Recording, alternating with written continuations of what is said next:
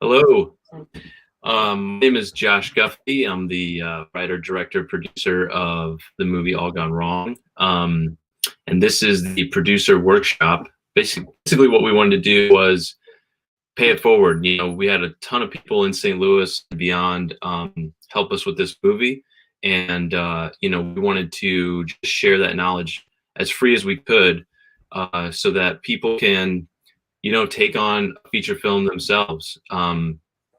This team was built out of people all over St. Louis and cast from LA and things like that.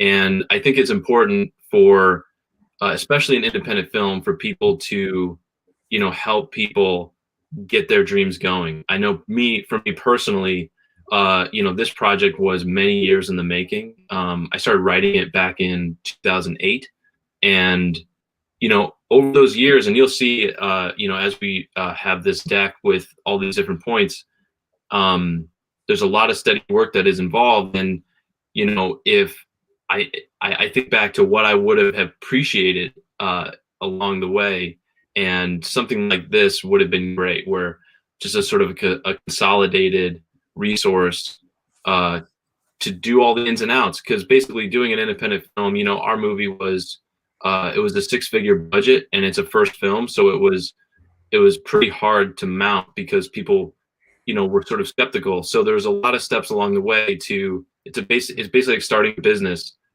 And so my hope today, and along with let me bring in my cohort here, Michael Kennedy, is that we can talk through all the things that we did,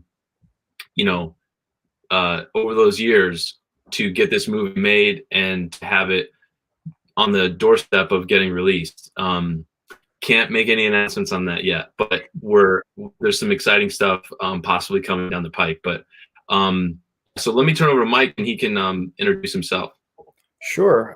And as you were just saying, I mean, I'm thinking back now, our first meeting was September of 2018, and we didn't wind up filming until June 19, and then again in August, September. I mean, the lead time just from me coming in was quite long, and we had to learn along the way because neither of us had done this before. But anyway, I guess I will introduce myself. Hi, everybody. Michael Kennedy here. I am one of the producers on All Gone Wrong. I'm a producer in several other mediums before this, but this was my first film.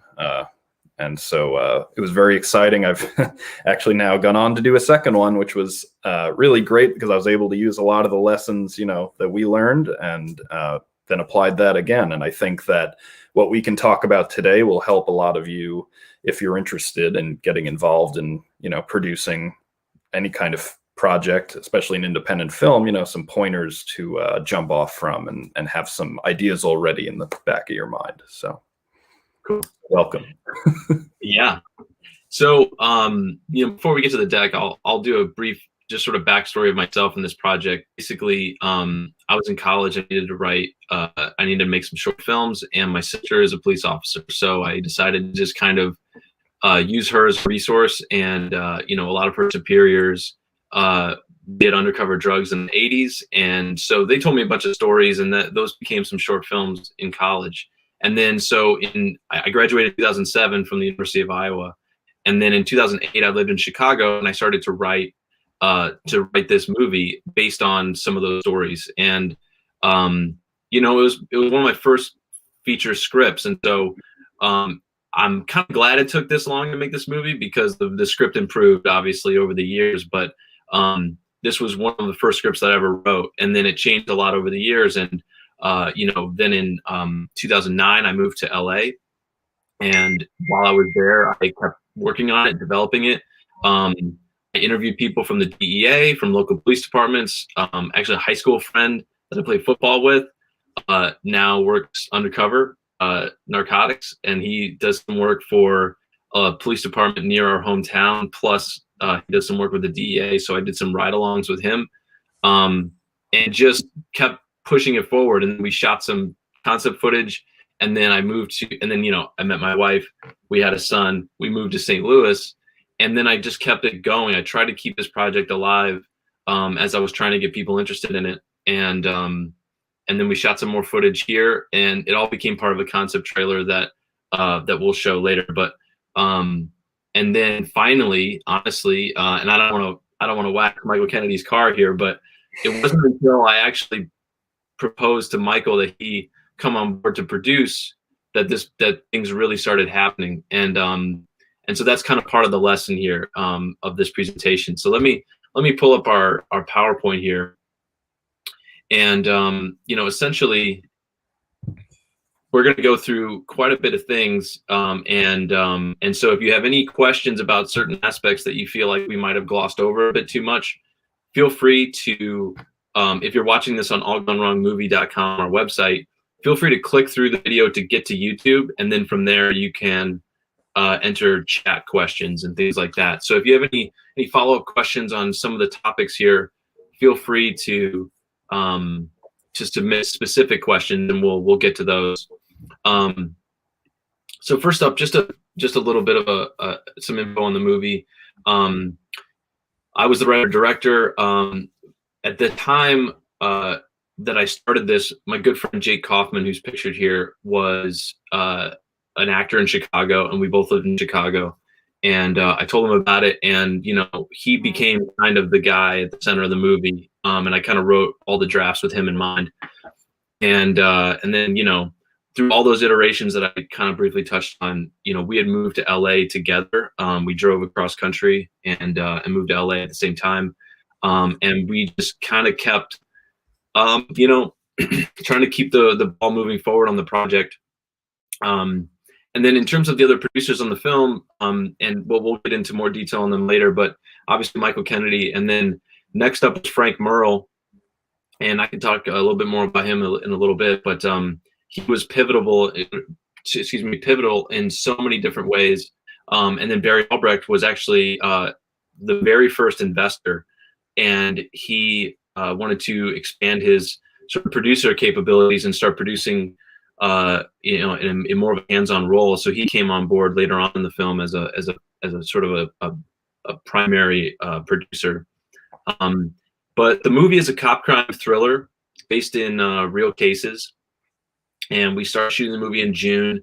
And we'll talk about this probably in a little bit. And I keep saying that, but there's a lot of info in the deck here that we wrapped shooting in September of 2019. And as you can see, the log line is, a rookie is killed, house deal gone wrong, and the veteran in charge, played by Jake Kaufman, he's put on leave, and he decides to research the origins of that drug deal gone wrong, and he starts uncovering things about his unit that he wasn't aware of, and that leads him on a path to, make basically a moral decision what to do, and that's the crux of the movie. And before we get into all the ins and outs of like the producing side of this movie, I think I wanted to touch on this. This is sort of the rah-rah motivational piece of everything, but I think attitude is absolutely key in every single thing. To be persistent and dogged. I had a lot of life events. I had a lot of different jobs. I had, a lot of things that sort of kind of slowed me down making this movie here and there. And you just have to believe in your idea and be dogged. You have to keep going back to it. You have to keep it alive. And then as you try to keep making it, you have to also be flexible in how you think of the story. Like, what is the movie? What can you live with if it goes away in terms of the story? What can you live with if it, if you have to scale back?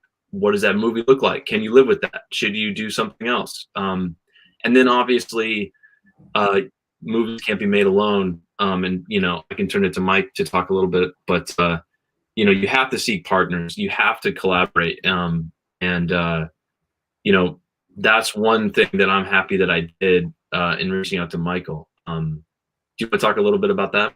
Sure, and I can't stress enough to jump off of the second point. When one thinks about creativity in film, many times you go directly to the writing or the acting or the set design. But there is so much creativity that goes on behind the scenes, especially from a producer standpoint, where you have to kind of think outside the box a lot of the time.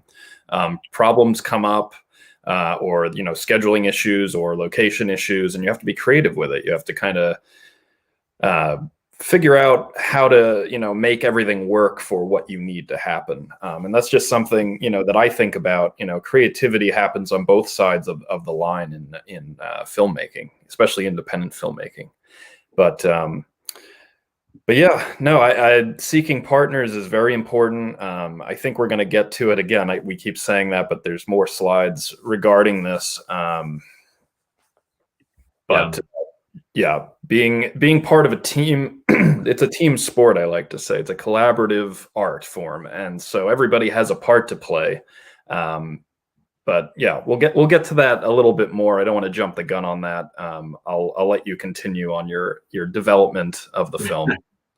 Yeah. So, you know, if you're, you know, I'll approach this from a producing standpoint. Let's say you're the writer director, but you have to think of getting the movie made, and you have to think in terms of a producer, whether you become a producer on your own movie or not. So, you know, it's about authenticity with your story. With this one, that was important. You have to get it right, particularly the angle we were telling it from. Trying to show sort of the ugly side of undercover narcotics.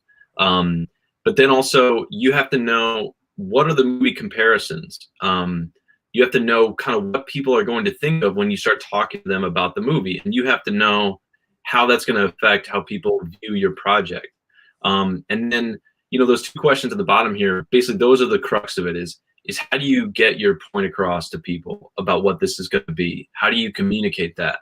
How do you get somebody you're talking to, whether it's a collaborator, like when I had to meet with Michael for the first time, I was telling him about the movie. How do I talk to him about the movie to get him excited about it, to join the movie? And you have to do that with not just investors, not just other people who have to potentially give you money for the movie.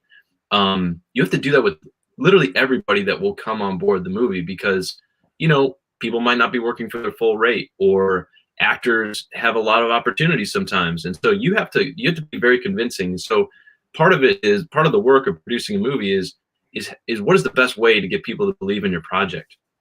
And so for me, you know, this is what I did. Back in 2008, when I first wrote the movie, I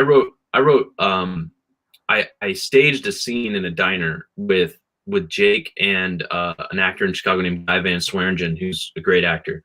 And so we filmed some footage there, and that was to kind of get people interested, because I could show them a scene and show them a tone right away. And then when I moved to LA, we shot the first 10 pages of the script in a sort of a full-blooded production. Like, we shot it on a Red Epic. I called in a ton of favors. It still cost me an arm and a leg. I asked friends and family for money. We got permits. We did the whole thing. We did gunfire, and so we shot that in 2011. And I really thought that was going to get the movie going right away. But you know, down the road, that footage ended up paying off, because people could see that footage and believe in what I was trying to do. But it took a lot longer than I thought. And then when I moved to St. Louis, we shot a scene from the movie to help take all the footage that we had and turn it into a concept trailer. So that was back in 2016. And then, as you can see, we finally got to shoot the movie in 2019. But let me briefly show that concept trailer here. And okay, let's see here. I'm getting used to StreamYard here. Actually, hang on a second. Sorry. Sorry, everybody. Friends and family pinging Those you. Super slick. Okay. All right, here we go. Cool.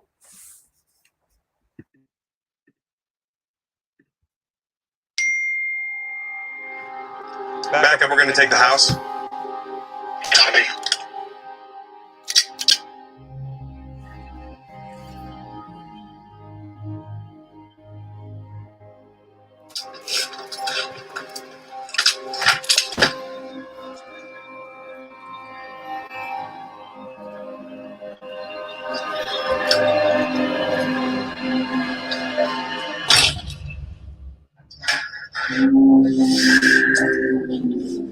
Chris is your true name? Yes.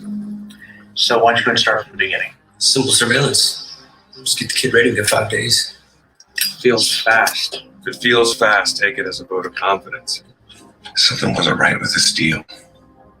I've been on this job for long enough to know when something ain't right. Just stay away from them, man. Forget about what he's saying. Just get on to the next one. Chris isn't really who you think he is. I need you to keep an eye on him. How many people have you talked to about this? Just you. They knew I was coming, man. Why'd you tell him, Kay? No, I'm asking, what do you What's mean an by inexperienced cop doing in a situation like that? Running point. Tax book. I take the house. Things go sideways. Hey, can only kill you once. You know what I mean?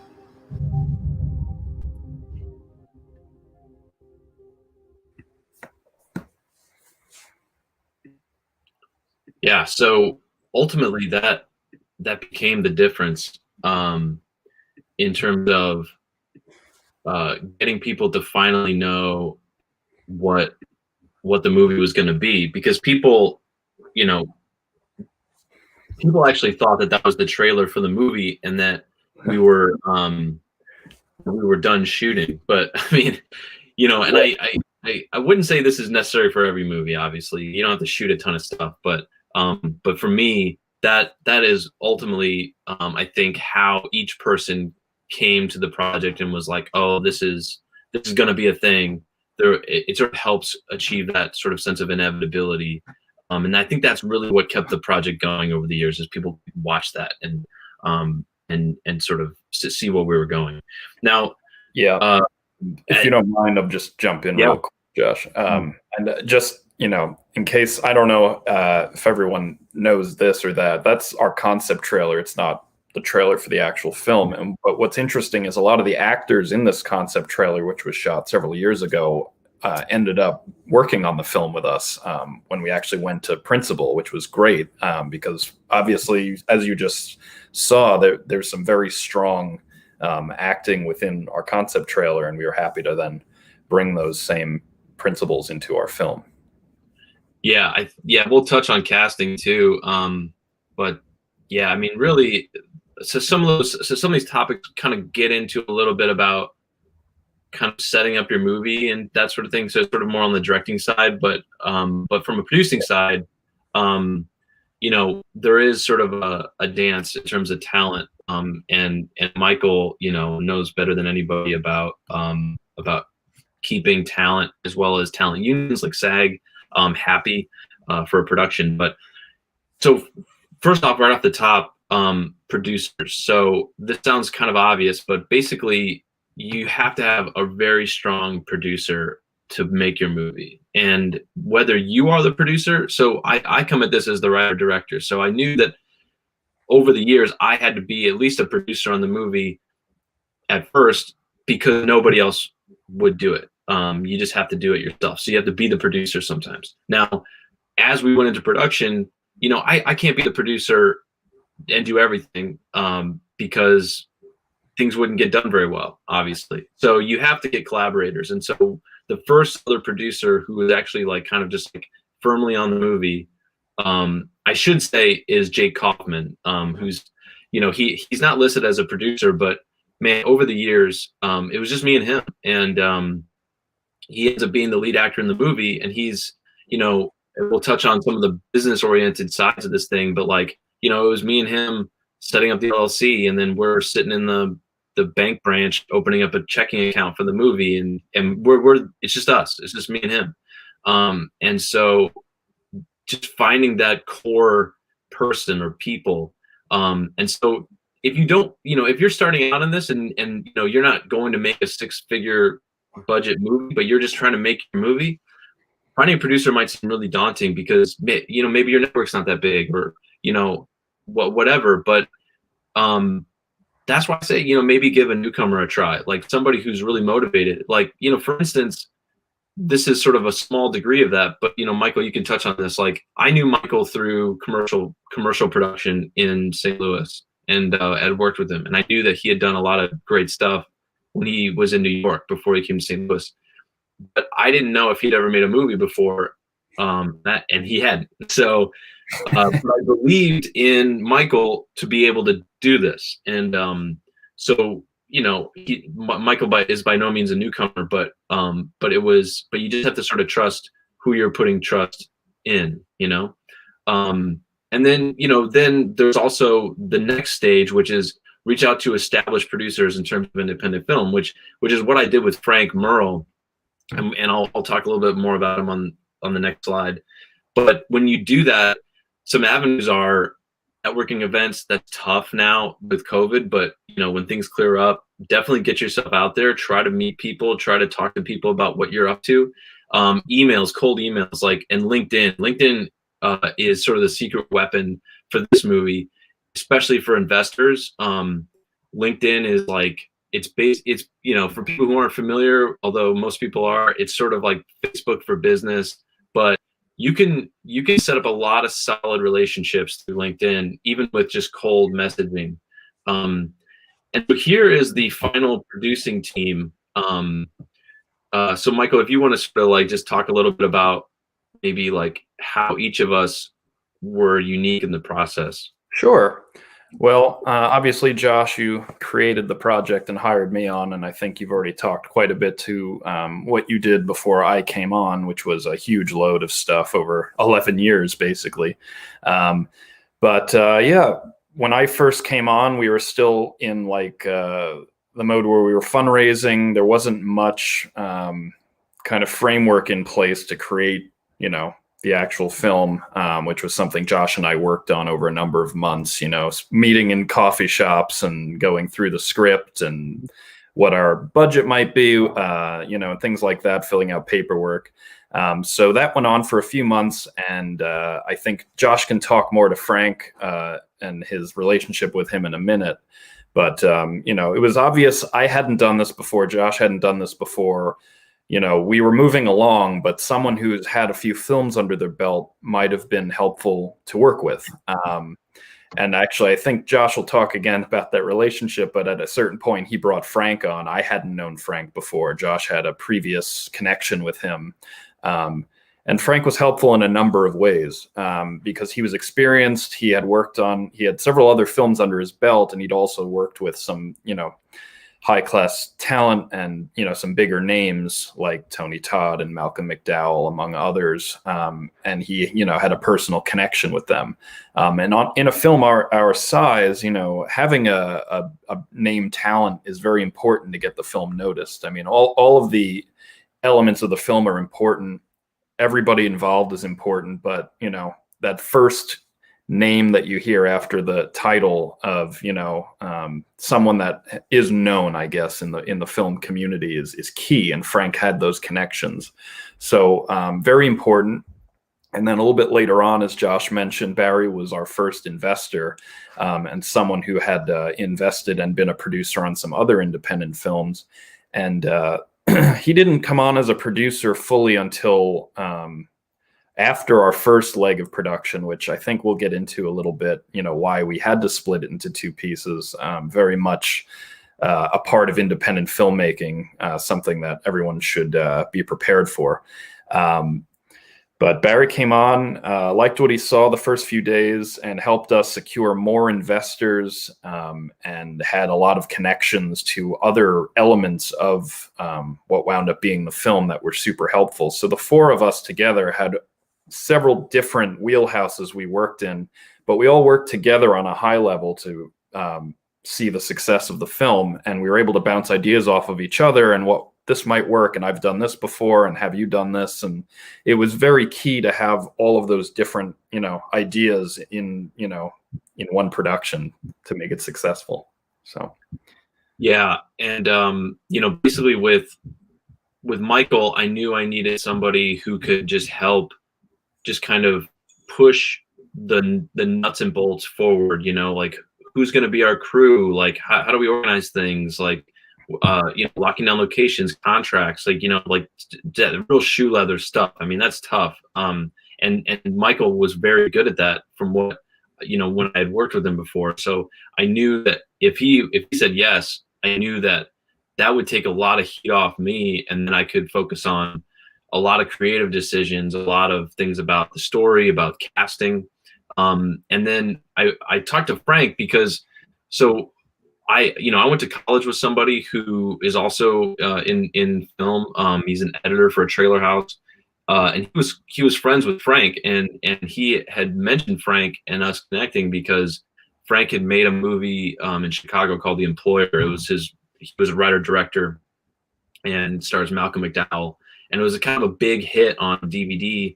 And so the reason why I reached out to Frank was because as I was thinking about the movie, I was trying to cast sort of the main bad guy. Sort of he's kind of a figure that is in the background a lot, but like when he shows up, he's got to be pretty formidable. And I thought of Tony Todd, who was the original Candyman, and he's in the new one coming out soon. But and I just happened to see that he was in a movie that Frank had produced. He wrote and produced. And so I just called Frank, and I just wanted to kind of know more. I was like, what was it like working with Tony? And it just got us talking, and Frank asked to see the script for All Gone Wrong. I sent it to him. He was like, he really liked it. He was like, I would like to produce this for you. And Frank had also just gotten into the Producers Guild of America. And so he also had these sort of like business manager and agent contacts just through producing other films. And so he was like, hey, if I come on board and I can help you raise the budget and get Tony, I think this will go. And I trusted him. And so he was able to get the script straight to Tony, and then Tony said yes. And then basically, you just try to build wins, and you can't do all of them yourself. And so this is kind of how that name talent thing can happen. And I'll talk more about it later, but if it's not your expertise, if it's not your wheelhouse, try to recruit somebody who has that. And if it doesn't work out, it doesn't work out, but always try to seek partners. And I think that's sort of the running theme today. Really next up is you could have the best movie, the best script, you have a good team, but when it comes down to it, filmmaking is a really expensive art form. I mean, it's unbelievably expensive. In the grand scheme of things, like our movie is still considered a low budget, but this is more money than I have ever seen in my entire life. Like this is a ton of money. And I think part of my ignorance going into the movie just in general was that, I'll wait till I get this big budget to make this movie, and I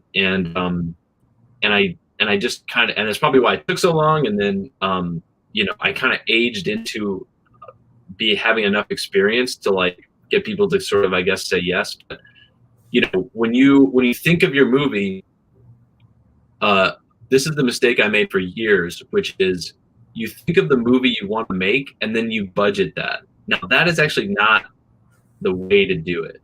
You shouldn't think this is how much money my idea will take to make.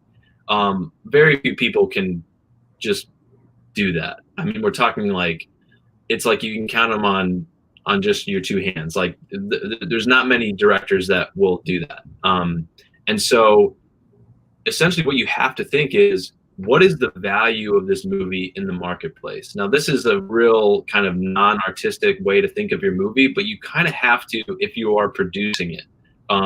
Because basically, investors are going to want to know this. They're going to want to know, what is your plan to bring this to market? What is your plan? Why are you saying you need, $10 when you only need $5 for something?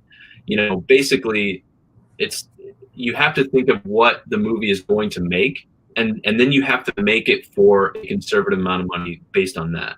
And so, for instance, with ours, if we didn't get Tony, and if it wasn't a genre film, let's say it was just a drama and had no stars, or it was just a comedy with no stars, that didn't have some kind of like, splashy marketing hook, we would have had to make this movie for a lot less money. But because this is sort of a cop crime movie, and generally the reason why people will invest in these movies is because they travel pretty well. Like people overseas watch watch American crime movies. And then also we have a genre star in Tony. Even though he's more of a horror icon, he's still recognizable, and I think a genre audience that likes his movies in horror could translate into our movie. So once we had those kind of two things, we were able to finally say, this is what our budget is. And then there's another force, which is SAG, and Michael's going to talk probably way more in depth on this, but with SAG, if you want to have actors in your movie that are a part of the Screen Actors Guild, there are certain union requirements to make that happen. Now, this is part of the major headache of producing an independent movie if you do SAG. Like, you'll actually see a lot of people online say, don't do this if you're starting out or whatever. I would caution against that. I mean, you can always find somebody or learn how to deal with all this, but essentially SAG has different agreements, and as a film you have to sign on under a certain agreement, and it's based on your budget level. Now, the very lowest level for a movie is the ultra low, which is under $250,000. So most movies, especially most first movies, will be in this ballpark, and that's where we were too. So that was part of our pitch to investors as well, was that, hey, we're going to be making this for as cheap as we can. Given having SAG actors, we have a name star and we have a genre that can travel. So we were trying to make our project feel as big as possible so that we could get that budget. You want to talk a little bit more about SAG and how that pertains? Sure. Yeah, SAG is something that you have to kind of think of. It's very important if you want it to be a part of your film. If you want SAG actors, if you want that SAG logo at the end of your credits, that just adds another level of credibility to the film. You have more access, I think, overall to some really great talent using them, but there's a lot of hoops to jump through, and it's just something to be aware of. There's a lot of paperwork. There are contracts. There are reps that you have to work with who have, they're very strict at SAG, which is a good thing. They're protecting, they're a union. They're protecting those that are involved with them. But, there are a lot of rules, which I would follow anyway, having meal breaks at certain points in the day. I would do that no matter what at 6 hours or whatever it is. But before, even setting foot on a set, I'm going to be on the phone with my rep. I'm going to be emailing them. I have all these documents I have to put together. There are, cast lists, and I need to send them the budget. They need to approve that we're in whatever category. They basically send you a packet, it's called, and there's like a million forms and things to fill out, which, I've now dealt with twice. For our film, it was actually a lot easier because the second film, Hungry Dog Blues, that I just produced happened during COVID, and there are some, for good reason, very strict SAG guidelines and planning that has to take place in order to be approved, which we did, and everyone was COVID free. But anyway, I digress.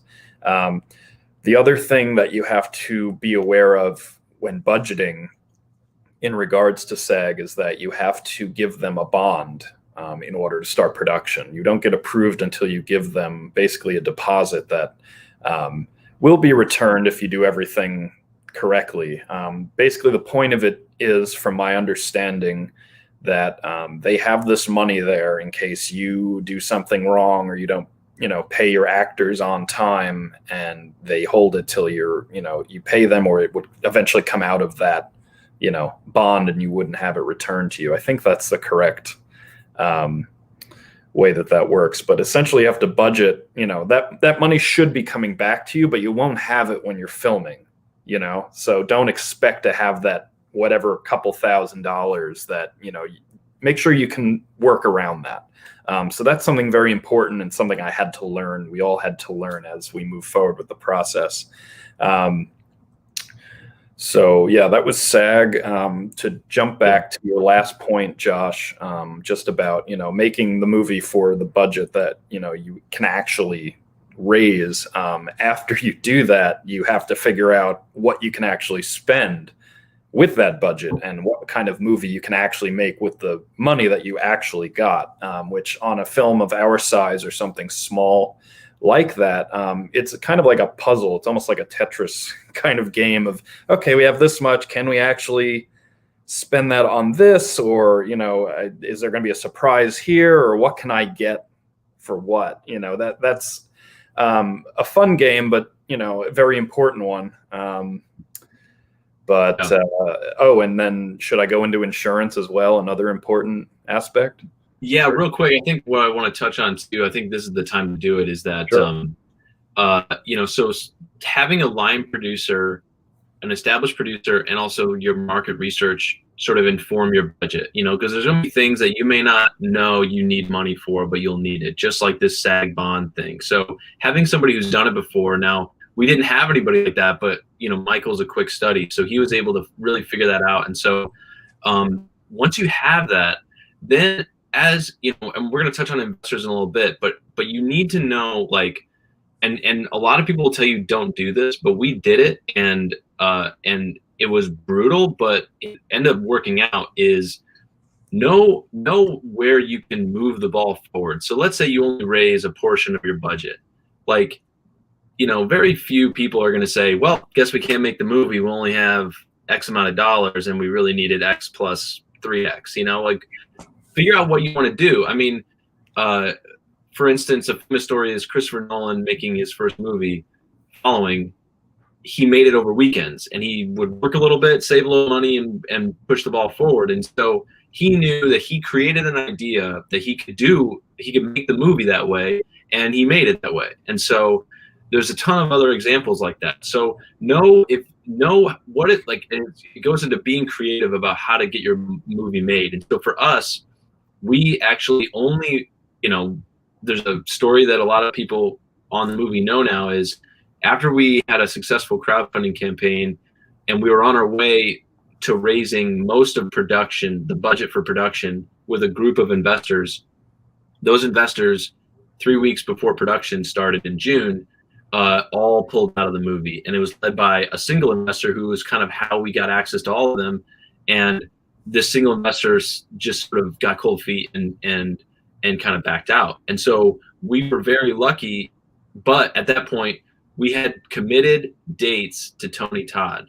And the way it works with that is, it's called pay for play.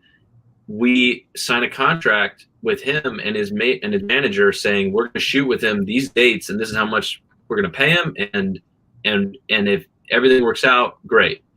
Now, if you don't, you still have to pay them. If those dates don't happen, you still have to pay them. So it's a risk, but you basically get your movie on their calendar. You basically mark a spot to get them, and if they want to do the movie or not. And so we were lucky that with our Kickstarter, with our first investor, and with money that I had to put in, which I wasn't expecting to, we had barely enough money to shoot the days with Tony.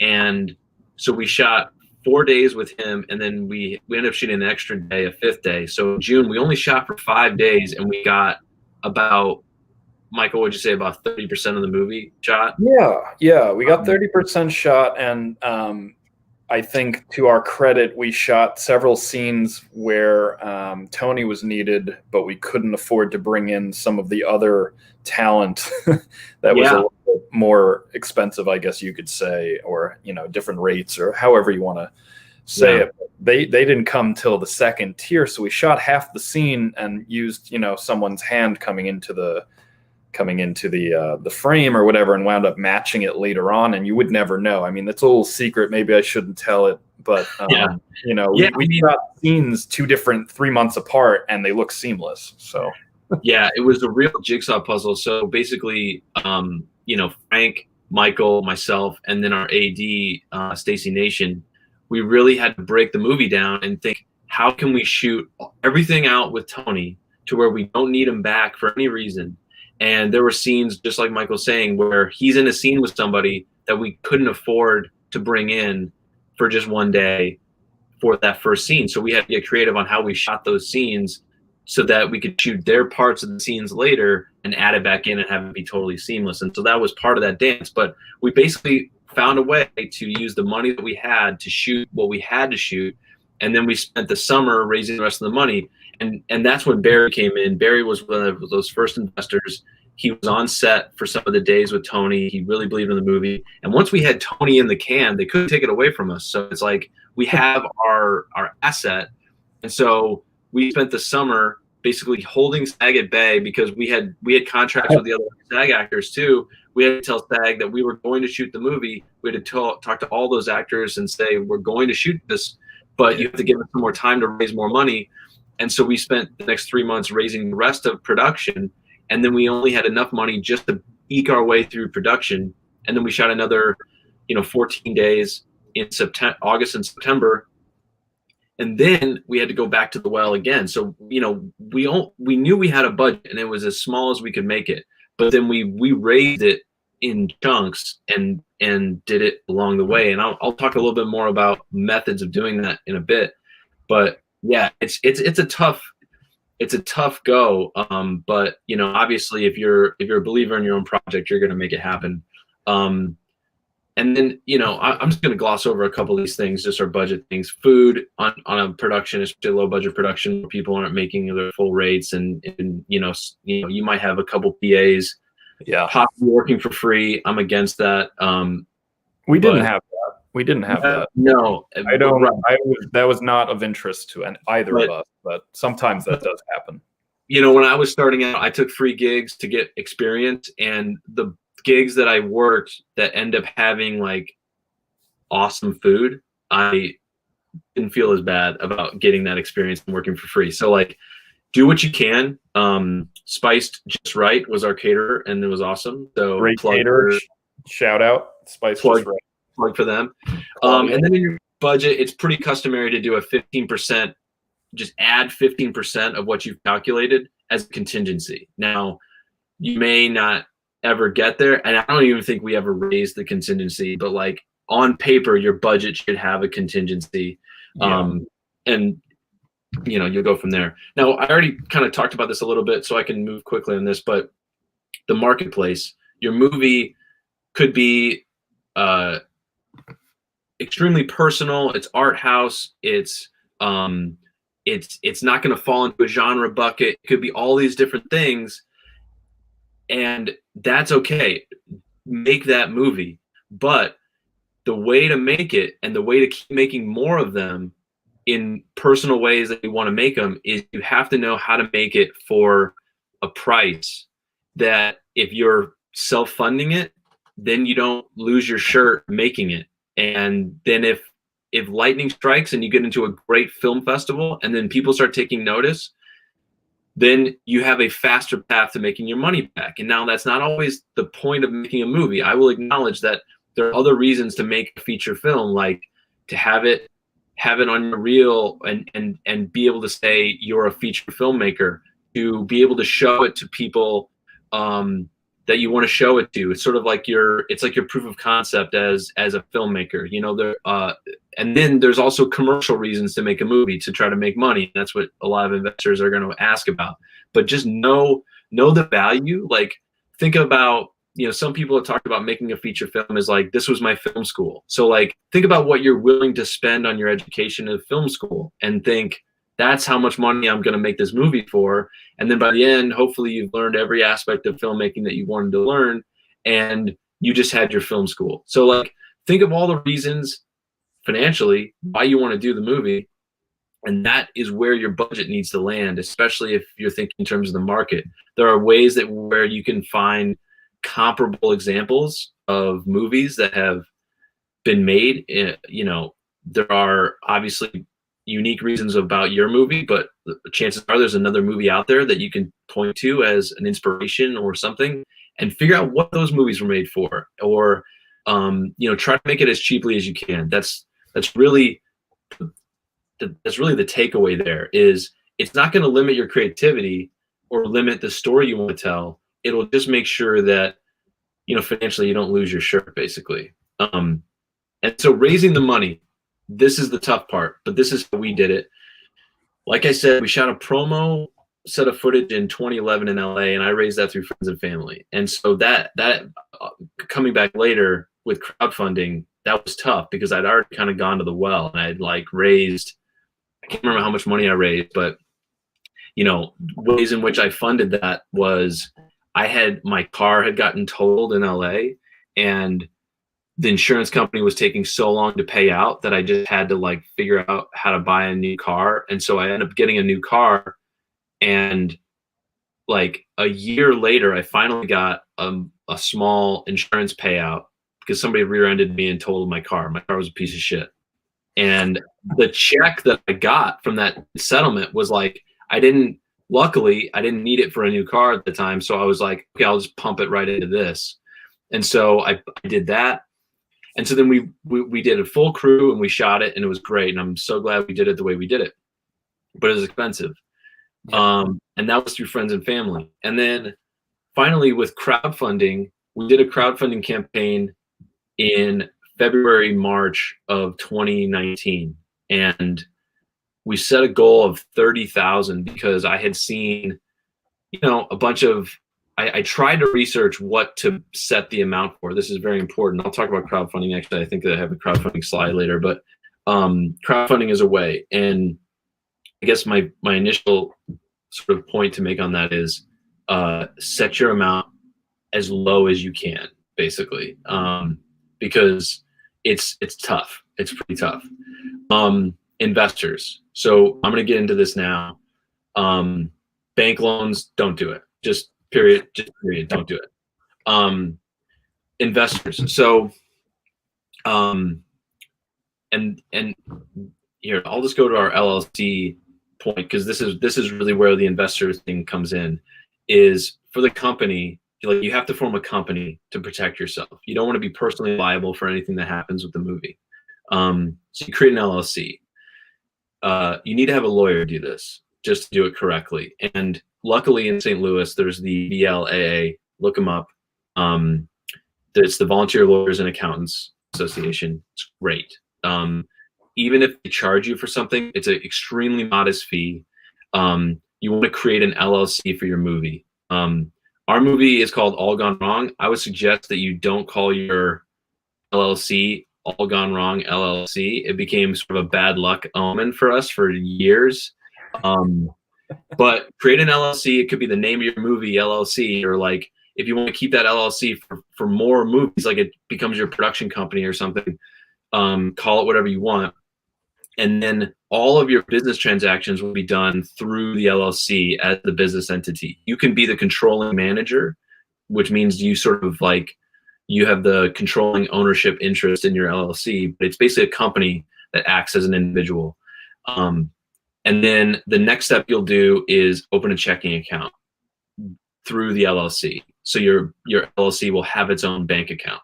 And then when you get investors, the money from the investors will go into that bank account. And then that becomes the bank account that you conduct business with. You'll cut checks to crew. You'll rent gear through that. That's how we did it. That's how generally we learned. Other films do it. There's you know, when you're dealing with budgets that are in like the millions, there's sort of this whole like escrow account kind of thing. And it's a protection for the investors that if your movie doesn't go, then escrow will just give the money back. But like in that situation, you know, that's really not what we're talking about. So when you start your LLC, list yourself as the manager. And if you have another producer, like in our case, it was Jake and I, we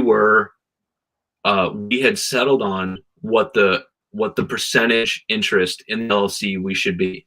And that's between you and your collaborators if there's more than one. If it's just you, then set it up where you are 100% owner of the LLC. That's totally fine. And then in the structure, this is getting into the weeds a little bit, and this is actually a slide straight out of our investor deck that we would send to investors. It's just to tell them who we are, what we're doing, and it shows investors, especially if they are a high net worth individual, which means they have some coin, that you are serious about this, that you know what you're doing. You have an LLC, so when they invest, they're not just like cutting a check to a person and then thinking, where did my money go? It's going to the LLC. You say who's the manager and all those kinds of things. And then this is pretty wonky, and you guys, if you're watching, you can read this.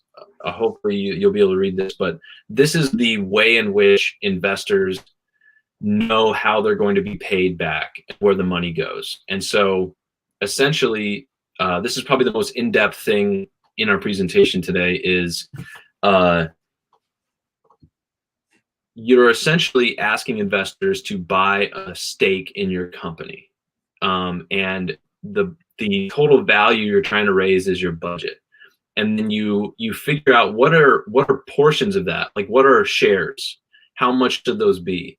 And the initial feeling, when I started this, is make the shares small so you can, have your friends and family like become shareholders and all this stuff. But the problem with that, and this gets into sort of a more legal question, and this is where you really need to have law advice, is the Securities and Exchange Commission regulates investments, and you have to register your movie as an investment. And they will help you set up the paperwork, and they'll go through all the paperwork on this. But essentially what you have to do is offer an investment to somebody, and then it's regulated by the SEC. And for this size, and like this was a law that was passed during Obama's presidency, it allows non-high net worth individuals, basically people who don't make over $1 million a year and who aren't worth over 200 million in assets. It allows them to invest in your movie too. But you can't have, in that case, if you do accept investors like that, you can't have more than 25 investors. And so what we did was we then took that, we wanted to raise the full amount of what a SAG Ultra Low Budget movie was, which was $250,000. We were trying to raise that. We didn't, but we were trying. And so we decided a share of the company should be $10,000. That way there's 25 shares. If we only sold 1 share per person, we would stay under that cap of total investors of 25 total investors. And so we went to people saying, hey, to invest in the movie, you will get an ownership share, a non-voting ownership share, so that the manager, myself and Jake, could still make all of the legal decisions for the LLC. Whatever we said went, but these people would have an ownership share in the LLC worth $10,000. Then down the road, when we talked to them about how we would repay them, is you don't give them a timetable. You don't guarantee their money back. You say this is a risk. You could lose all of this money. And then as the movie makes money, all of the money that comes into the movie up to the full budget plus 20%, so 120% of the budget, all of that money that would come in goes back to the investors. And it goes back to them in the same percentage of the budget that they contributed. So if somebody were to contribute half of the budget, they would get half of the money that the movie made up to 120%. And then after that, every dollar is split 50-50. Half of the money goes to the investors. The other half goes to the owners of the LLC, which is probably you, the manager. And then in this case, every producer on the movie became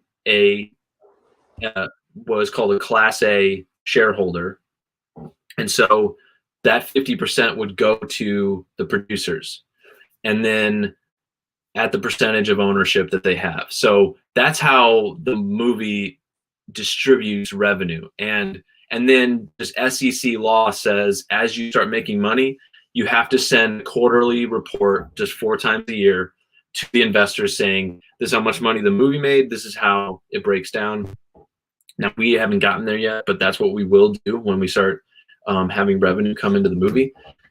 So that's probably the most in-depth part of this process. And this is the real business side. And as you can see, there's a lot of lingo here. There's a lot of legalese, but you need to have a lawyer and an accountant, preferably, make sure that this is airtight, because there are tax ramifications. There's all of these things, like myself and Michael, now that we are owners or participants in this LLC and how it makes money, that will affect how we have filed our taxes. So we have to be aware of how that works. And you can get free advice. You can get a lot of, there's a lot of resources on this. Just do your homework. Don't don't feel like you're going to have to shell out a bunch of money to try to figure this out. You know, all right, if you're watching this, you know me, reach out to me. I'll help you, and we'll figure it out. Crowdfunding. This was a bear. I feel like I'm talking so much. Do you want to? Well, I mean, this is kind of more your whole section. I think once we get into the weeds of production, I'll probably be taking over quite a bit. Yeah. So basically, crowdfunding works.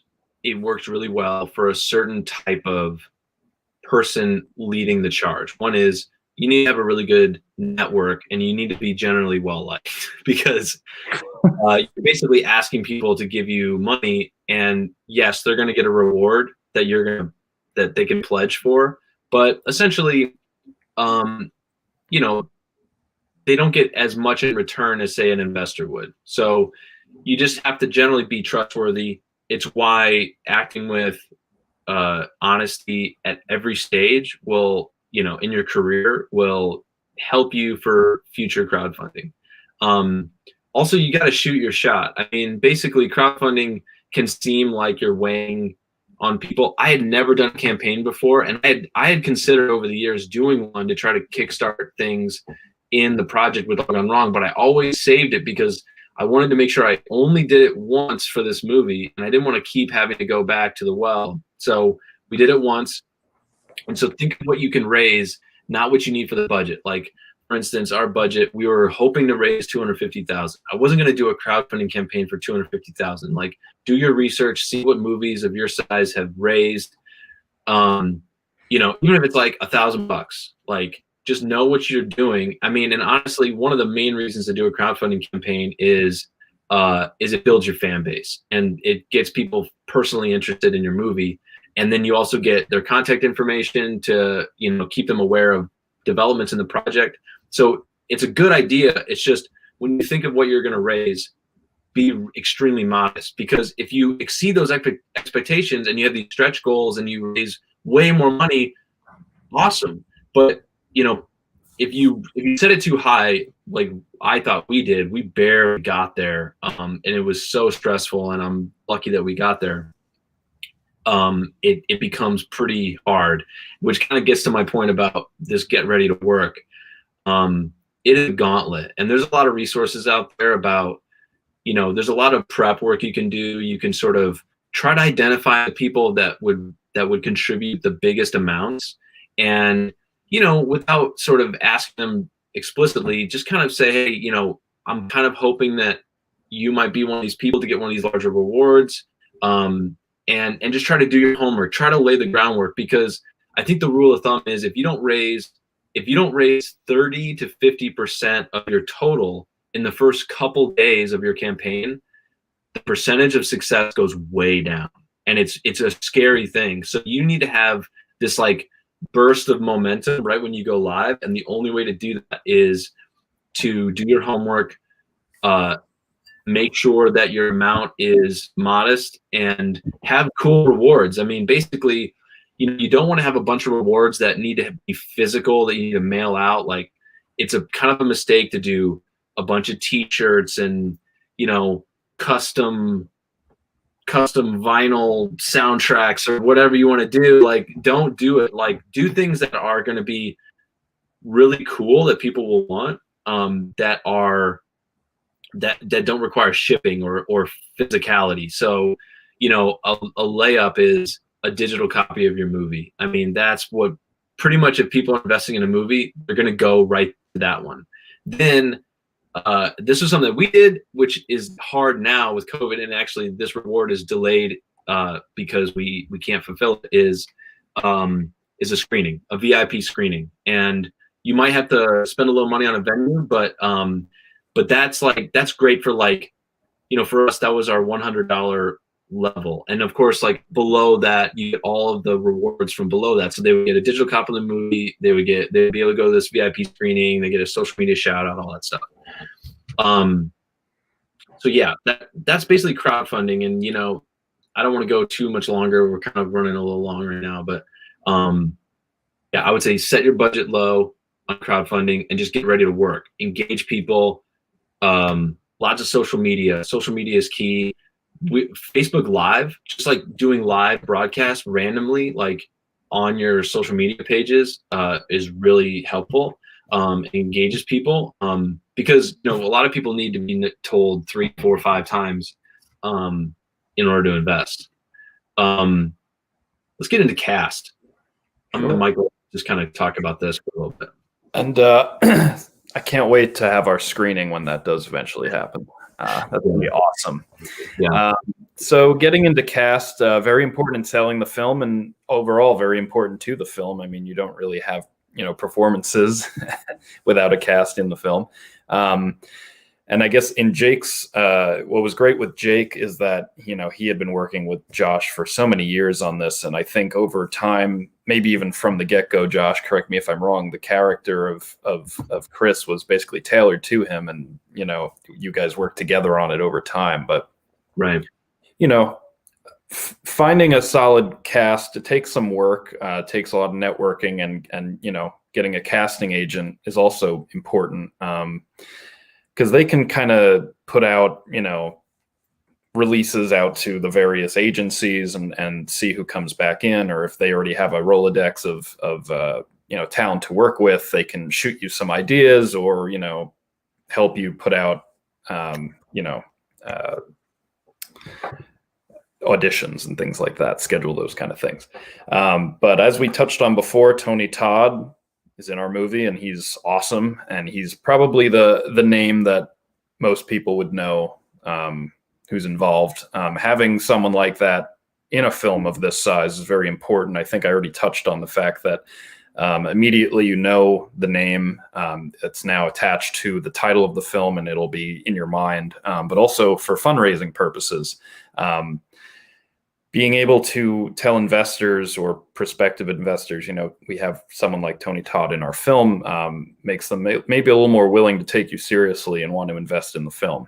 But, that's not the only important aspect. There are so many other players in our film that, put such great performances out, especially, in some of the more character actor performances. A lot of great, everyone thinks about, New York and LA and maybe Chicago as being these big, areas where films are made. That's where all the actors are and whatever. There's such a huge, professional, just really great, baseline of talent in the St. Louis area. And I don't know if everyone realizes that, but it's there. And we were able to use a lot of those key players in our film.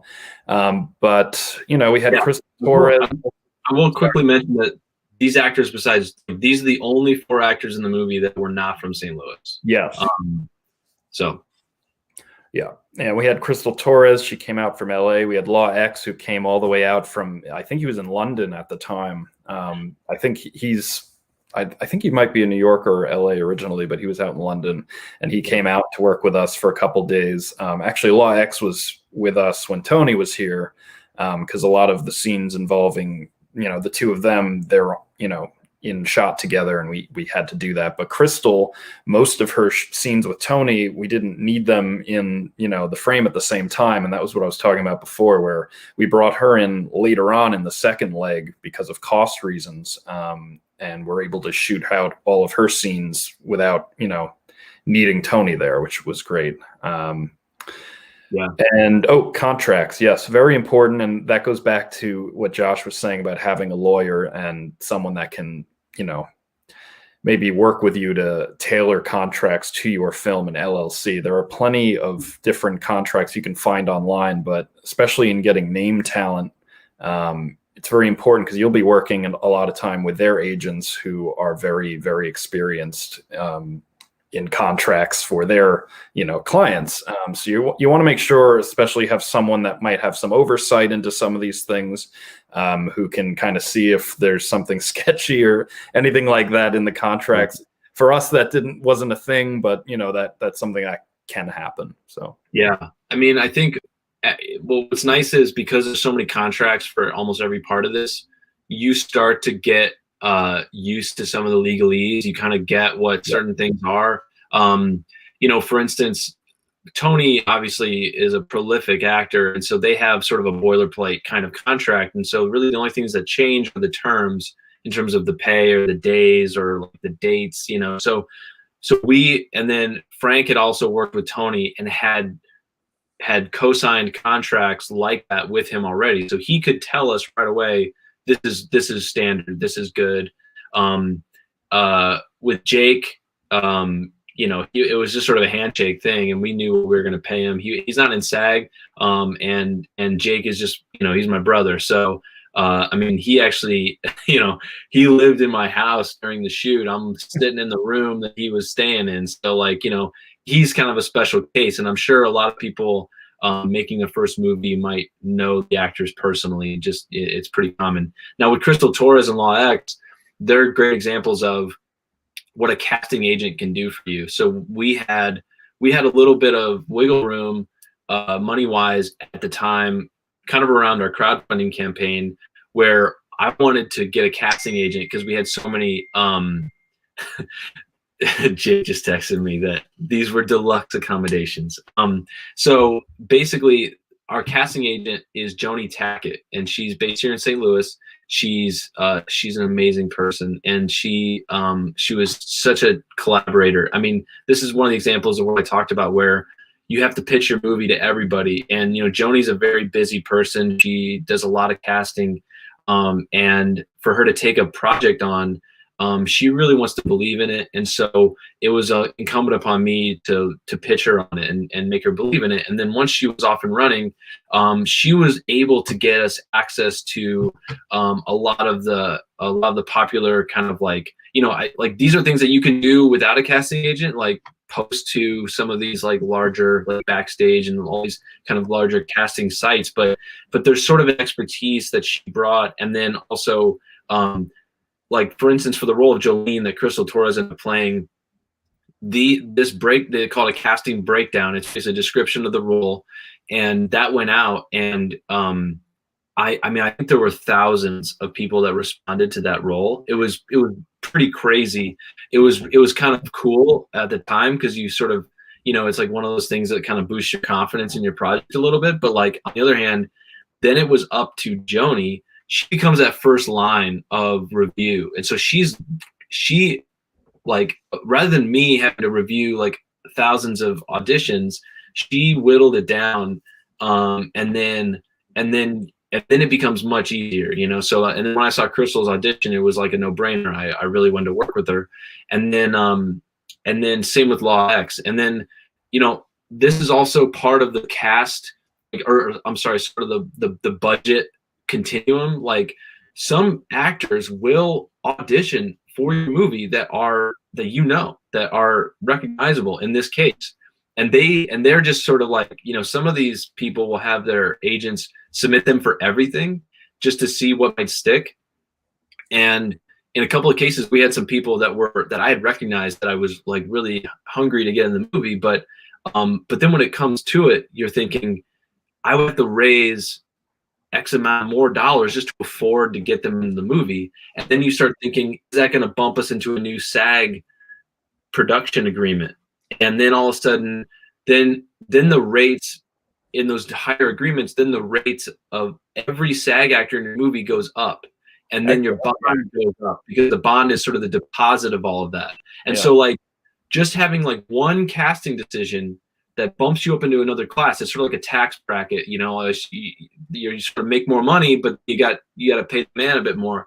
And so it's all part of it. So then you have to really decide, it's like, you know, for this role or that role, who am I going with? And is this person really serious? Is this just somebody whose agent submitted them and they're not really wanting to come to St. Louis for an indie feature, especially for a first-time director like me? So you just have to kind of weigh all this. And Joni really helped me navigate those waters. And so that was very important. Once again, not every movie can have a casting agent, but in this case, it was sort of like, especially in a development standpoint, to have a sick cast like we had was such a boost. I mean, and then, because I mean, think about it, movies are hard to shoot, and if you have a really talented cast, it's going to save you money, because we didn't have money to rehearse.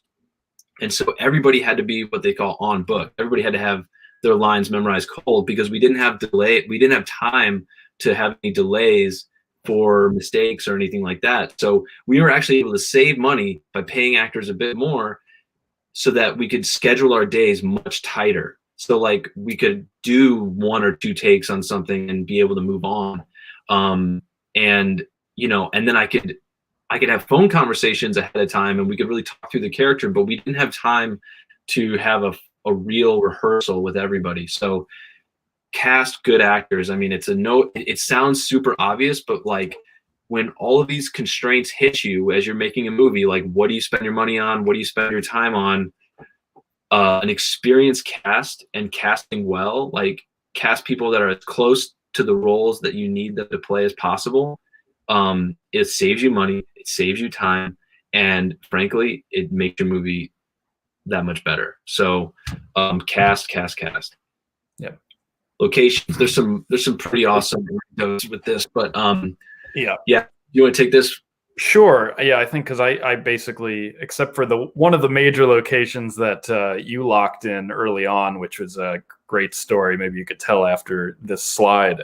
Locations are super important, obviously. I mean, it's the world that the film lives in, and finding those locations can be very difficult, especially finding locations that fit the needs of the film and are also in a film of our size kind of turnkey. Because, we didn't have a ton of, we kind of had to juggle the budget quite a bit and figure out what we could spend on what. And the less you can spend on renting locations, the better. I think I put that down on the bottom. I try never to mention money until a location does, because sometimes they just are willing to have you come and film there and are excited to be part of the film. And, if you can save any money there, it's really great. And then saving money on, production design is also very key. Finding locations that are turnkey, you walk in, oh, it looks great already, it's perfect for the scene. Very important, and it's something that takes a while. You have to look around, you have to ask, you have contacts, networking. I go on real estate websites, I'm driving around sometimes, just like in areas that I think might work for the production. And then obviously making sure that everything looks good to Josh. Very important. Keep the director in the loop on that. It's funny because I don't usually go door to door, only because a lot of people get kind of weird about you being on their property. I had 1 or 2 issues with that. But Josh here has a really great story that helped our film by him doing that. But before we get to that, I guess anyone that might have, do you know about a warehouse that might be kind of, run down, and just kind of shoot it out to people and see what comes back. Going on Facebook, social media, and just kind of broadcasting that. People have ideas, people have other perspectives that you don't have, and can help you with that process. But I'll let you talk a little bit about the Owens, since that's kind of your gig. Yeah. I mean, real quick, just also high level locations. This is very similar to cast. So one way that we were able to make the movie for under sort of in that SAG Ultra Low, have it feel much bigger and have it feel like, because we've shown the movie to some people now, and people are making assumptions that it's made for a much higher budget, and I would actually attribute it largely to cast and to locations. So locations, if you find a real place that is exactly what you're looking for, and you can just walk in and shoot, you get to cut out a ton of money for art department and production design. And so we didn't do anything to any location, and if we did, it was using things that were already found at that location and just strategically moving it around. We straight up, we didn't spend, there is zero money spent on art department in our movie, and with the exception of some props, just because it's a cop thing and we needed certain things. But in terms of locations and dressing sets, we didn't really spend money on that. And so getting good locations saved you money. So the Owen story, basically, this was at a time when we had to shoot in June, and the city of St. Charles, where we were shooting, the police needed to know where we were going to use a certain location in order to line up resources. And now this location was sort of a drug stash house, and we were going to do some action scenes there where we were going to have blank gunfire. So we were going to have a lot of things that needed to be coordinated with the city in order to make it happen. And we didn't have a location because, like I said, we didn't have any money to basically rent an apartment and then like dress it to look more run down than it was. We need to find a real place that we could just walk into and shoot. And, you know, you also need to find a place that's safe. You can't find like a really broken down place and then put your crew at risk. And then not know who owns it, and then you're there illegally. You know, there's all these kinds of things that you have to avoid just to be safe and be responsible. So it was the last day before I had to tell the city of St. Charles where we were going to shoot, or else we wouldn't be able to shoot there before it was time for us to shoot the next week. And it was a Saturday. And so I literally go to St. Charles and I'm driving around and I'm literally like trying to find a house that looks shitty. And then I have to then go up to the front door and I have to say, you know, what am I going to say? I have to be like, oh, I'm looking for a drug stash house for a movie I have to shoot up, and your house looks shitty and I think it looks perfect, and can I shoot here? Like, you can't do that. And so you have to really find the diplomatic way of figuring that out. And, you know, obviously I didn't have any success doing that. And so it's literally right when I'm deciding to throw in the towel, I'm driving out of Old Town, old French town, St. Louis or St. Charles. And I drive by this brick building. It looks like an old brick building that is boarded up. And I just kind of drive by it and I was like, oh, I'm going to pull around the block to look at it again because it was interesting. And after I pull around the block, there's a house next door that looks perfect. I mean, it literally looks out of my memory of what I was using to write the movie. And it's this duplex that's just run down. The roof is falling apart. The front door had been kicked in already by police and was boarded up with particle board. And I was like, oh my gosh, this is perfect. And there was a car parked outside. And I see some people outside carrying some garbage bags. And I was like, oh man, my last chance. So I park real quick and I'm walking up to them and they're looking at me like, who is this guy? And actually the guy starts to brace himself. I see him start to like kind of steel himself. Like he's like, is this guy coming for a fight? And I don't think I was approaching him in that way, but I think he was just a little on edge. And later I find out that he thought I was the previous tenant coming to get my stuff. But basically the previous tenants had been evicted. This couple had just bought this duplex. They're actually from another part of the state of Missouri, and this is the first time that they had come and visited it. They just bought it, and they were wanting to turn it into an Airbnb. And it was the first time they had visited. The garbage bags that they were taking out was trash that was just left behind. I mean, this house was just, it was terrible. There's trash everywhere. There's, it was pretty gross. It was crazy. And so I basically, I try to like say my spiel a mile a minute. My name is Josh Guffey. I'm making independent film. It's a crime thriller. You know, I'm looking for a location for this, and I see this place, and I just want to maybe talk to you about this. And it just turns out that they had no personal connection to the house. You know, like it's very hard if someone lives there, you don't want to make like sort of a, you know, you don't want to like take, you don't want to insult somebody. You know, and you want to treat everybody with respect. So it's very hard to be like, hey, your house looks bad enough to be in this movie. But like in this case, they wanted this house to be transformed. And so I basically said, hey, we're about to shoot this movie. If you can stop the work, if you can just leave it as is, we'll shoot this movie and we'll be done. And then you can say, hey, a movie was shot here, and you can go back to work and start cleaning it up. And I hit it off with them so well that they end up becoming investors in the movie and agreed. And then when we had to delay production, we couldn't shoot that stuff until August and September. So they basically stopped working on this house for like 4 months just to wait for us to be able to shoot there. And we shot there for what, 2-3 days. And then basically we called it our back lot because that location had probably 7 or 8 other locations right around it that we used, that we doubled as other locations, and we made it sound like it was across town. And so like we literally shot in this like 3-4 square block area in St. Charles and made it look like it was like multiple cities, multiple neighborhoods, multiple locations, and it was perfect. And it all started with that conversation with the Owens. So Yeah. don't underestimate a personal conversation.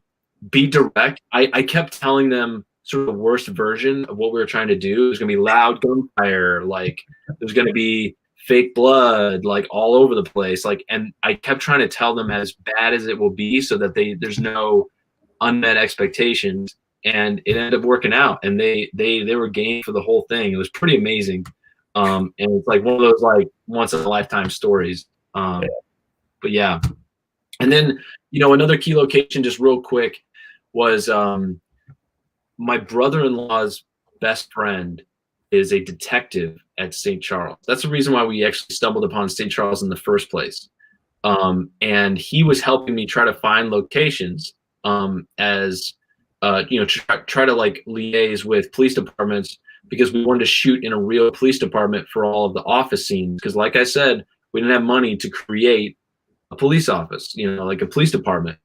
And so he was like, hey, you can shoot in the detective bullpen at St. Charles PD. And so we shot all of the undercover unit office scenes in the interrogation rooms, in the back offices, in the desks of the real detective bureau for the St. Charles PD, because I just had a personal connection. And that's kind of what you just have to do at every stage, is think of, who do I have a personal connection to? Let's say it's somebody who graduated from your high school. Let's say it's like, find a way that somebody will just immediately kind of know who you are, even if you've never met them, kind of know what you're about, have some kind of connection to you. Use as many networks as you possibly can. Feel free to use me and Michael as part of your network. And so this kind of gets in now with dealing municipalities. So I think Michael is perfect to talk about this. Sure, yeah. Municipalities are great for a lot of different reasons, because they help you cut through the red tape in a lot of ways and help you find things that you need and are willing to do so. Most cities and some of the larger towns have at least liaisons to events and sometimes films, who just kind of take on, that responsibility in helping source things. A lot of times you can just call like a city office or, a town hall or something, go through the directory and shoot some emails or call and find somebody. Our experience was, and I'll, Chris Wilson in St. Charles, city of St. Charles, shout out to him, because he was just like unbelievable in helping us. He was able to walk us through town and introduce us to business owners and let us know about, permitting and what he could provide, what the city could provide. They were integral in a lot of some of the more complex scenes that we needed to do within the city that necessitated, shutting down streets. You can't just go and do that and put up like a barricade yourself. You need, a town or a city to, do that for you and set up, maybe the police department to come and make sure that people aren't wandering onto your set. We had scenes with live gunfire, as Josh mentioned, in the middle of a suburban neighborhood during the middle of the day, and being in Missouri, in an open carry state, that's especially kind of something you should keep in mind. But yeah, no, Chris opened a lot of doors for us, and, made the permitting process as easy as possible, contracts going through to the mayor's office, super helpful, and can take a lot off of your plate producing wise in trying to secure that kind of stuff. Yeah. And, a lot of this stuff is, they're not coming from the film world. They're not coming from production. And especially sometimes, just like you said, like they're from the tourism office. So they're not necessarily a film office. And so what their expectation is that they're dealing with professionals. And so timely communication, just like, formal messaging, be as open and upfront as possible. When they ask for answers, give them answers. For instance, like, for those gunfire scenes, we sent them, I took a screenshot of Google Maps, and then I would draw, and then I would use like, preview, and I would just mark where we want barricades, and just try to be as organized and as upfront as possible. And they will know that they're dealing with professionals. And so when you ask them to be able to do some of these extreme things, like, hey, we're going to have a drive-by shooting, and it's going to be loud, there's going to be gunfire and all these kinds of things, because of the way you're handling yourself and because of how you're giving them answers, those extreme scenes will become things that they can trust you to do responsibly. So that's kind of how we try to conduct ourselves. Crew, this is a Michael Kennedy special right here. Well, I mean, a lot of our crew, some of the department heads anyway, were already people we had been talking to before we got really serious about starting. I mean, Levi, our DP, has worked with Josh and I for years, and like an amazing director of photography. But overall, I mean, use your network, and ask other people in the production community in St. Louis if you need a department filled, or go through those department heads. Who do you usually work with? Is there a certain person that you like as your assistant camera per se, or do you happen to know some really hungry PAs who maybe want to move up to the camera department, something like that?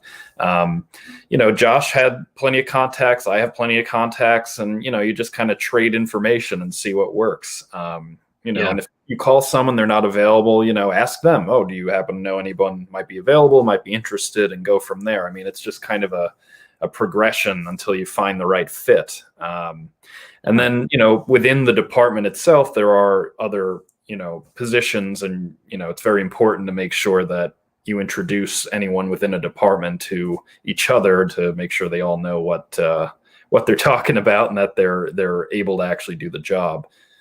What were you going to say, Josh? Yeah, I mean, I love some of the points that you have here about use. So obviously, if they say no, try to get recommendations for them for other people, and then but then also once you have crew, there's all tons of other needs that a film has that are just sort of running. Like, we're looking for locations, we're looking for gear. I mean, like, sometimes we secured locations like the week of, during the shoot, and it's because of just like you're constantly trying to like get those answers, and your crew is great, because like what's great about crew is they're working a lot of shoots, and they are able to know, oh, I did this one shoot at this one place and it was great. And that's kind of how we found, so like for instance on this slide, that location that behind Jake, that was found through this sort of crew search where we talked to somebody to help give us crew recommendations. And then we just sort of floated, hey, we're looking for this warehouse thing, like where could we shoot? And they brought up this location, and then Michael was able to run it down and get permission. So use your crew as a resource as well. And then, this final point about building an inclusive, diverse crew, this is obviously very important.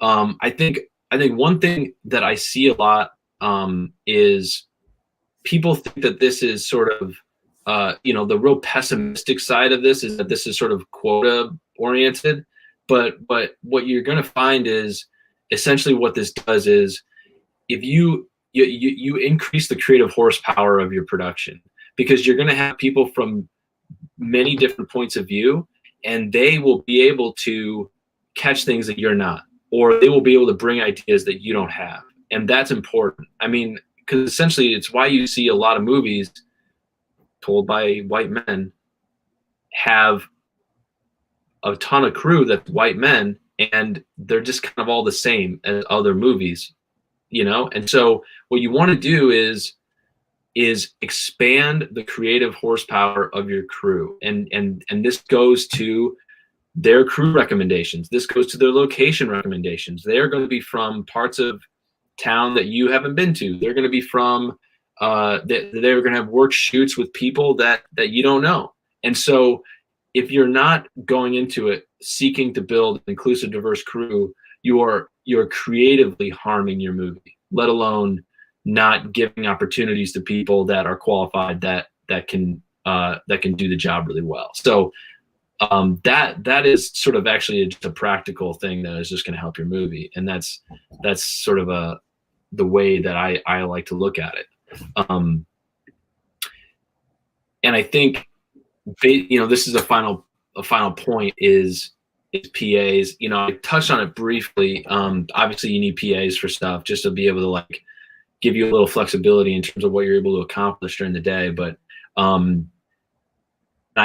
don't want to tell people to not have people working for free, because sometimes people want to help you. People want to get experience. People want to, like maybe you don't have a big budget and you're like, hey, could you come this weekend and help me out or whatever? Like that is all stuff that happens. But the argument for paying everybody is obviously they're doing a job for you, and so you should pay them. And I think people not getting paid or not getting paid what they're worth in production, and particularly independent film, has almost been glamorized. Like there's this whole like, oh, I made my feature for only this much money. But what that is code for is we didn't pay anybody. And so I got a lot of free work out of people and they're not getting compensated. And they spent their time, their energy, and actually put themselves at risk a lot of times, because what happens is when you pay everybody, especially on a movie like ours, is we paid everybody through a payroll system, which is actually pretty affordable, but they offer a workman's comp, like a workers' comp policy. And so if somebody were to get hurt on your set, they're covered. And then they know that not only are you respecting them enough to pay them for their work, but that you are thinking of the possible risk that they are being put into just by being inherently on a film set. You're protecting them. You need to look out for your workers. This is why I call this starting a business, is you have to protect your workers. So yes, make your movie. If you have free help, that's your choice. But the argument for not doing that is pretty big. Yep. Yeah. Yeah. And to piggyback off that, and I know we're running a little bit over, but we're almost finished. And it's live, so we can do that. Having people that have interest in other departments coming in, and you find that out along the way. You're calling a lot of the time, at least on a film like this, obviously I hadn't produced a film before, and I generally don't use a lot of production assistants in my commercial stuff, at least on the smaller scale. So you're finding people for the first time and you don't know much about them. You just know they're, production assistants. They want to come on and help. And you find out, more about them, and they have, aspirations to move into other departments. And, if there's, bandwidth where you don't need someone to go on a run or something, it's like, hey, why don't you go shadow the camera department? Why don't you go help, makeup or whatever it is, and give them that extra boost and experience that they're looking for already to be a part of your film. I think that's something very important to keep in mind is, this isn't just for you. This is for everybody on the crew to continue to learn and expand their experience. Right. Yeah. So takeaways, partners are key, obviously. So for us, it was St. Charles, the city and the PD, particularly the tourism office. And then, after we were done with production, we, like I said, we were only funded through production. So we had to fund post-production. So I applied to become for the In Motion Conference filmmaker residency, because I knew that it was offering a bunch of resources that would help our film get finished. And so when I was named the filmmaker resident, it was very exciting, because basically you get access to all these facilities through the Kranzberg Arts Foundation. And so we were able to then take the footage from production, cut it into an investor trailer, and then use our current investors as well as our network to invite people to a special event at the .Zac building, particularly the theater.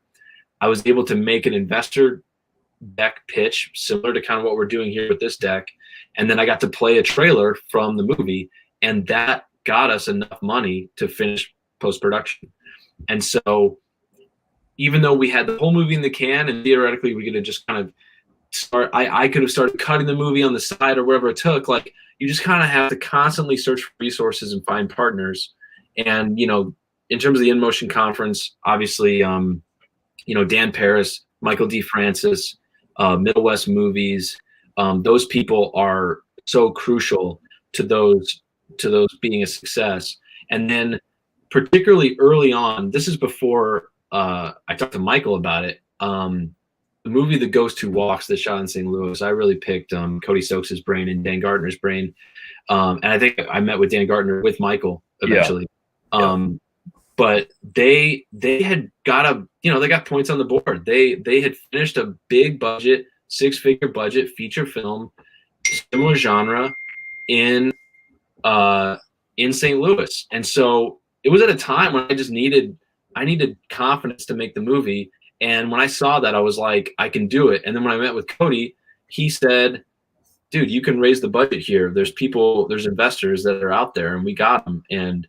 And so that just gave me confidence. It was all just it was a lot of encouragement, and that's what you need. And so find partners, find those wins.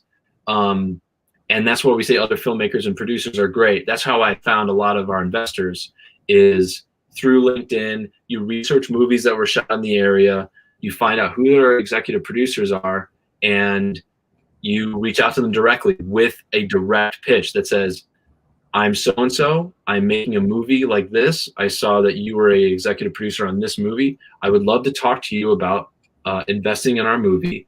Do you have time to chat next week or whatever it is? And just be direct, tell them exactly what you're looking to talk to them about. And if you don't get any bites, so be it. Just keep looking. So you just try to think outside the box, and that it never hurts to ask. I mean, that's how you make these kind of things, is just finding things out from others who have already done it, or just asking a question to see what comes back. I mean, it never hurts to ask anyone anything in this process. So if that's one important thing to that learned. And then there's some outside resources that I want to shout out. Obviously, studiobinder.com. They have tons of blogs about this. They have free templates for tons of contracts. Tons of scheduling stuff. It's really great. Jim Cummings, who's the writer, director, producer of the movie Thunder Road, he wrote this Medium blog post called Short to Feature Curriculum.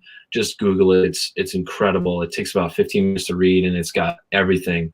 And then the Sundance Institute has a collab site. It's got a bunch of tutorials. It's got a bunch of videos from professionals. Incredibly helpful. And then there's an organization called Dear Producer that is also really great, run by Rebecca Green. And there's tons of resources there on just making independent films from people. She was a producer on It Follows, so she knows what she's doing. And we were benefits of knowing some of that stuff. So so thank you. I think now we had some questions.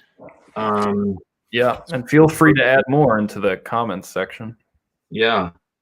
Okay, so hey, I wonder why you decided to film in St. Louis when you could have filmed at 1 mile to the east in Illinois, where you could be eligible for the 30% tax credit.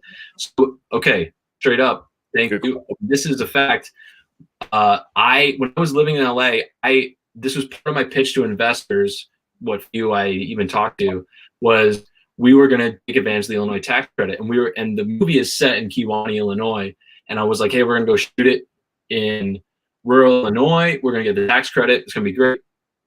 Now, what that did was, what that does is it basically means, you have to spend X amount of money, over $100,000 in Illinois to make it happen, to make it work. And obviously our budget is more than that.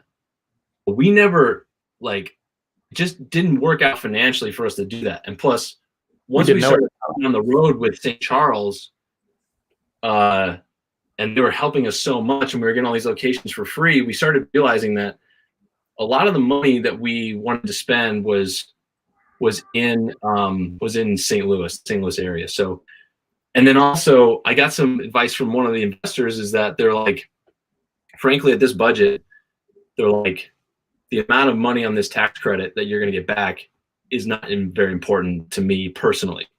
So they really shone a light on how an investor might even look at it. So we decided not to do that. We did film briefly in Illinois, though. We did a shoot in Granite City, Illinois, which was great. All right, next question. How much of the crowdfunding money was raised from strangers, not family and friends.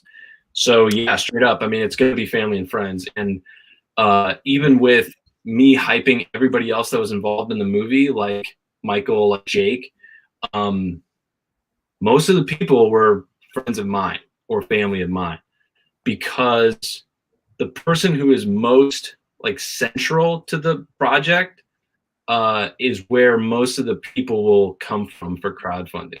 It's just kind of how it works. So yeah, when you go into it, really think about what your immediate network could produce. And you know, we got great pledges from people who were who were close to Frank, close to Michael, close to Jake, but the vast majority, including the people who did the biggest pledges, were people that I knew personally. What recognizable actors auditioned? So there's a role that, you know, I hesitate to even talk about this, because what it will say is that we chose a certain actor in our movie for financial reasons, like they were cheaper or something, but that's really not the case. But it was pretty cool to see. I mean, like, you know, there's some cop roles that we got some, you know, a guy named James Russo, who you will probably recognize. He's in that opening scene from Django Unchained. Great character actor. And I was personally really in love with the idea of him being in the movie, because he's been in some Michael Mann stuff, and Michael Mann was a huge influence on this. But it just didn't end up working out, just schedule-wise, financial-wise. But who we got for those roles were St. Louis people. And man, I mean, I in looking back on it, I wouldn't have cast the movie any differently. It's just one of the things I'm very proud of. Yep. And then what's the best way to contact us if you have any more questions? You can reach me, you can reach Michael, go to my LinkedIn, connect with me on LinkedIn, and then we'll message there for sure. Yeah. Yeah. Josh can same thing. I'm on LinkedIn, so just go for it. Yeah. Yeah, if there's any more questions, but Michael, thank you for doing this. And yeah, I hope people learned a thing or two. And yeah, if anybody's watching that wants to learn more, not only about the movie, but about just producing in general, just hit us up. Yeah, hit us up. Thank you all. It was a ton of fun. So All right. Thanks everybody. Bye. Bye.